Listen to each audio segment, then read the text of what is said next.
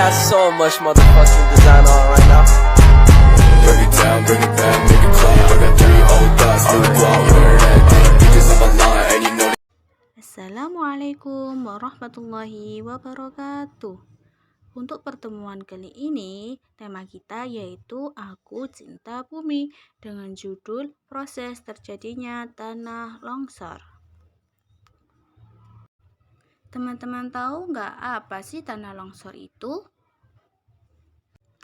Tanah longsor adalah perpindahan material pembentuk lereng berupa batuan, bahan rombakan, tanah, atau material campuran tersebut bergerak ke bawah atau keluar lereng. Tanah yang bergerak menyebabkan erosi tanah dan kemudian terjadi longsor. Erosi merupakan pengikisan tanah yang disebabkan aliran air permukaan atau air hujan, sungai-sungai, atau gelombang laut yang menggerus lereng tanah. Air yang menggerus lereng-lereng ini akhirnya bertambah curam dan menjadi penyebab terjadinya tanah longsor. Teman-teman tahu gak sih bagaimana ciri-ciri terjadinya bencana alam tanah longsor? Tanda-tandanya yaitu yang pertama, munculnya retakan-retakan di lereng yang sejajar dengan arah tebing. Yang kedua, muncul mata air baru secara tiba-tiba. Yang ketiga, tebing rapuh dan kerikil mulai berjatuhan. Dan yang keempat, jika musim hujan biasanya air tergenang. Menjelang bencana itu, airnya langsung hilang. Penyebab terjadinya tanah longsor yang pertama yaitu karena penggundulan hutan, yang kedua lapuknya bebatuan, yang ketiga kepadatan tanah kurang, dan keempat tumpukan sampah. Penggundulan hutan. Penyebab tanah longsor selanjutnya disebabkan oleh ulah manusia. Pepohonan di lereng, tebing, gunung, atau bukit-bukit berfungsi untuk menyerap air agar mencegah erosi tanah.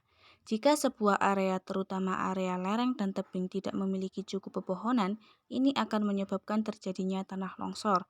Karena tidak memiliki penahanan, juga air tidak memiliki daerah resapan.